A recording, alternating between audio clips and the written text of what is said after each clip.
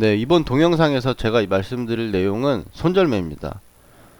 손절매라고 하는 거는 내가 더 이상 어느 정도의 손실을 막기 위해서 지금 현재 손실이지만 일단 정리하고 혹은 해외 선물을 통해서 포지션을 청산하고 다시 들어갈 타이밍을 보는 그런 부분들을 생각을 할 수가 있겠는데요.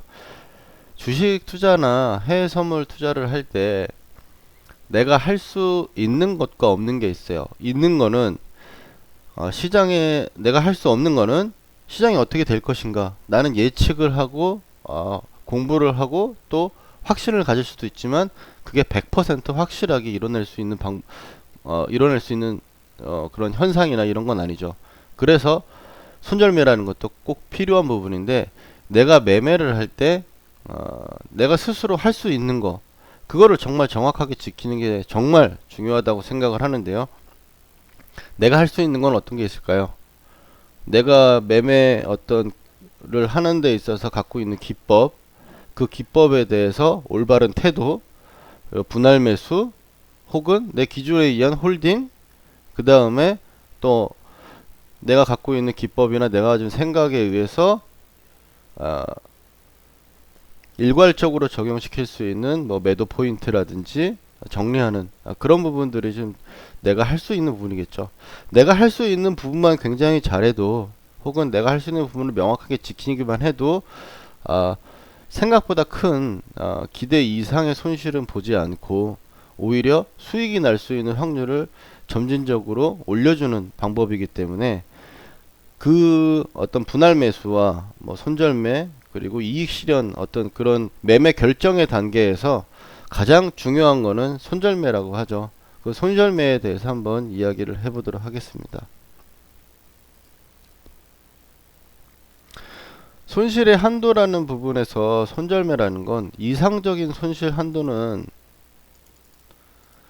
이상적인 손실 한도라는 게 있습니다. 이상적인 손실 한도는 기술적으로 무의미하거나 무작위한 가격의 움직임을 범위 바깥에 있을 정도로 멀리 이런 부분이죠. 어느 지지선이 있는데 지지선을 찍고 올라가거나 뭐 안 닿고 돌려버리면 상관없지만 내가 들고 있는 입장에서 손실이 있는 구간인데 어느 지지선을 깼어요.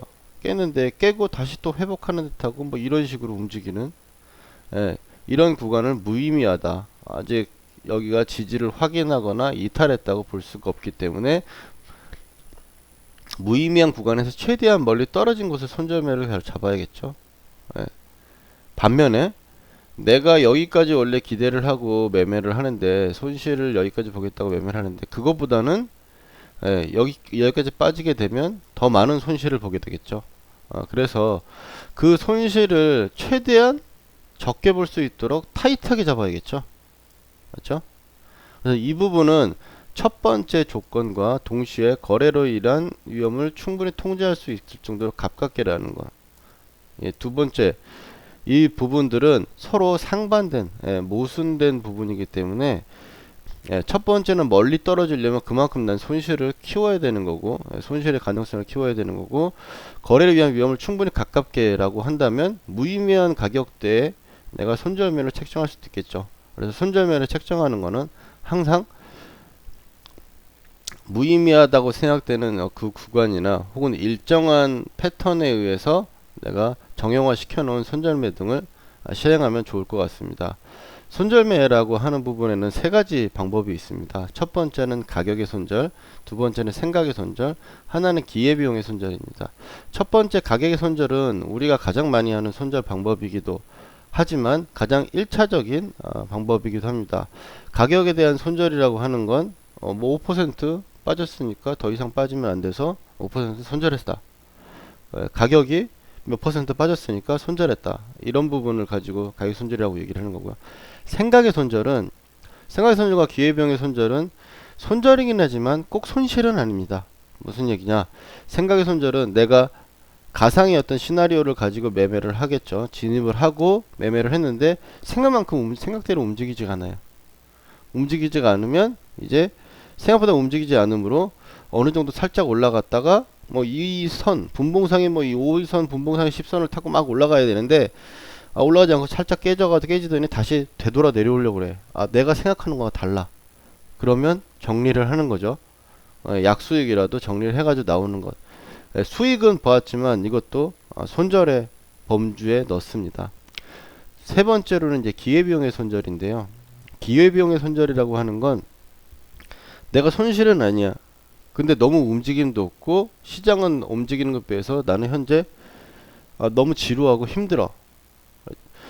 기회비용이라는 건 제가 일전에 말씀드렸지만 가격적인 기회비용도 있지만 수익에 대한 로스의 기회비용도 있지만 기간적인 내가 시간을 들여야 되는 기회비용도 있다고 했죠. 그 기회비용에 의해서 너무 시간이 걸릴 것 같으니까 일단 정리하고 갈아타자. 이 부분을 기회비용 손절이라고 보시면 되겠습니다. 그리고 내가 10종목을 매매를 했는데 내가 몇 종목을 수익을 낼 수 있는가? 내 승률 있죠. 내 승률을 보여야 하는 투자 수익률입니다. 내가 10번 배팅을 해서 평균적으로 지는 횟수 곱하기 1, 그 다음에 4, 내가 10번에서 배팅할 수 이길 수 있는 횟수가 평균적으로 내가 4번이라면 10번 중에 4번이라면 곱하기 내가 내는 수익률이 얼마 이상이 돼야 수익으로 내 매매가 계속 양의 값을 가질 것인가. 이거는 카지노라는 부분에 이론이라는 게 있어요. 켈리의 법칙이라고. 켈리의 법칙이라고 있어서 그 켈리의 법칙을 가지고 따온 겁니다. 그리고 이제 내가 손실을 왜 내가 굉장히 중요하게 생각하고 손실의 한도를 정해놔야 되는가. 이거는 주식 투자하시는 분들은 많이 보는 편인데요. 손실만의 수익률이라는 겁니다. 내가 10% 정도에서 5% 손실을 본다면 그 손실을 만회할 때는 나는 5.3%의 수익을 얻어내야 됩니다. 또 내가 1억을 가지고 투자를 했는데 20% 손실이라서 8천만 원이 남았어요. 그러면 8천만 원에서는 얼마를 수익이 되겠습니까? 2천만 원을 더 수익을 내야지 본전이겠죠. 2천만 원을 더 수익을 낸다는 건 4분의 1이기 때문에 25%의 수익률이 필요합니다.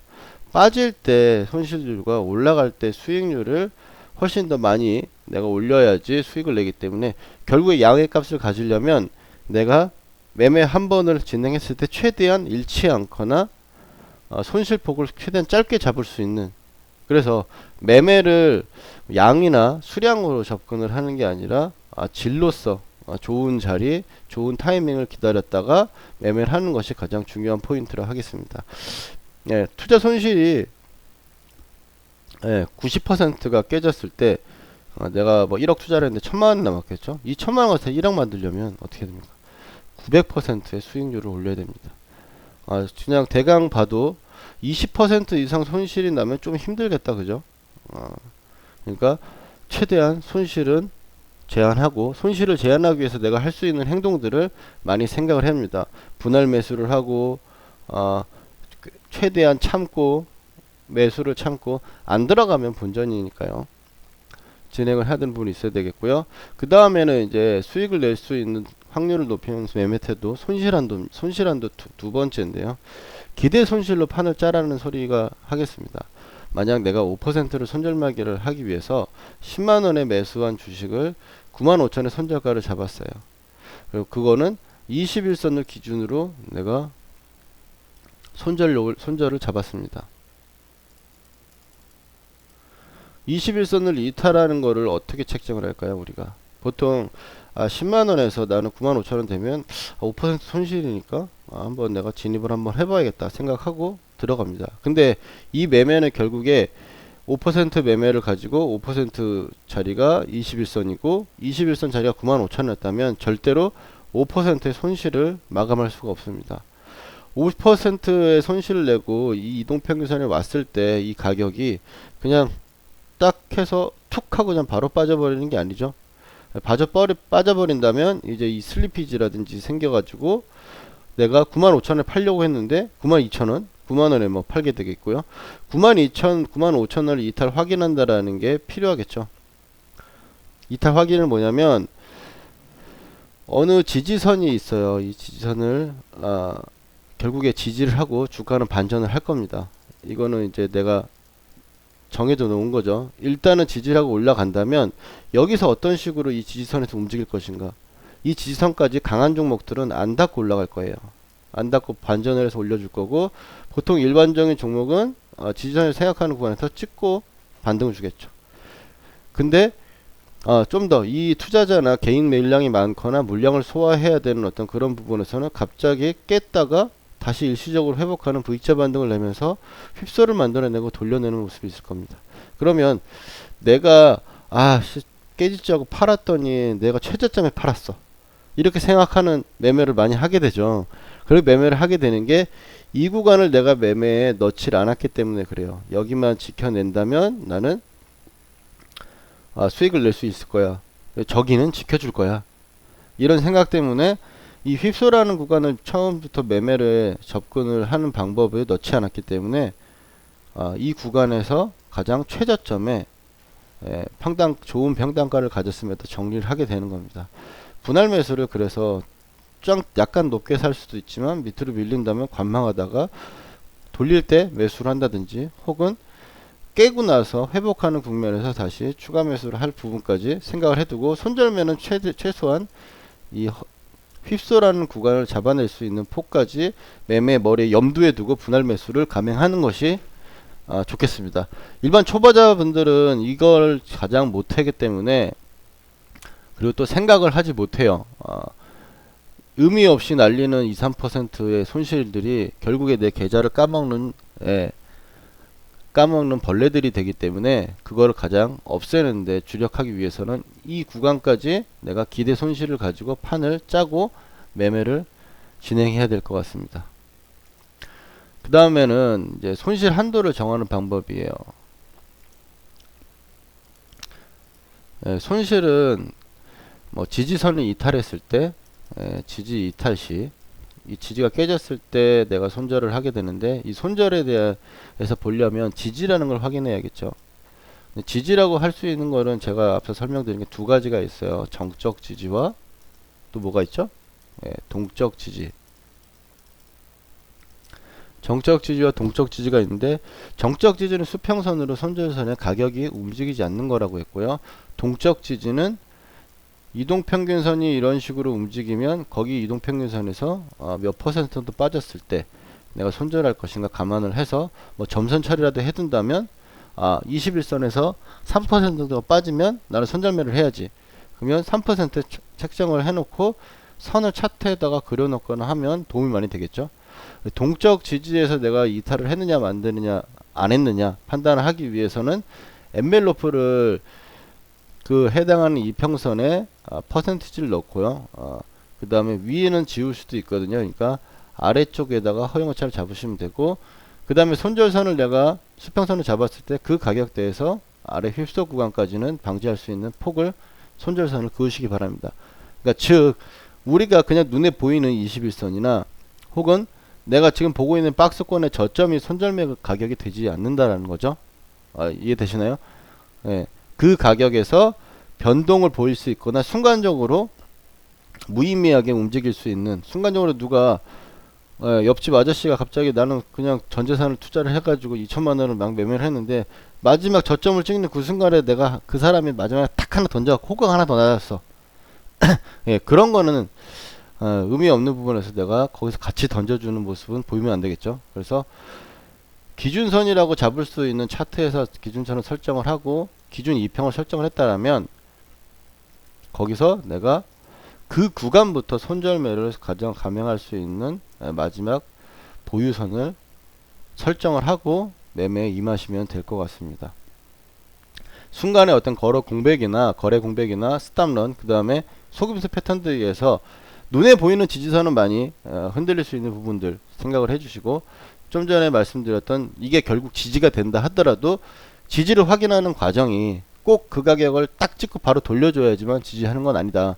그 구간에서 매수세와 매도세가 싸우는 일정의 최소한의 어떤 밴드 안의 움직임이 나타날 수 있으니 그거를 감안해서 손절매로 잡는 게 가장 중요한 것 같습니다. 네.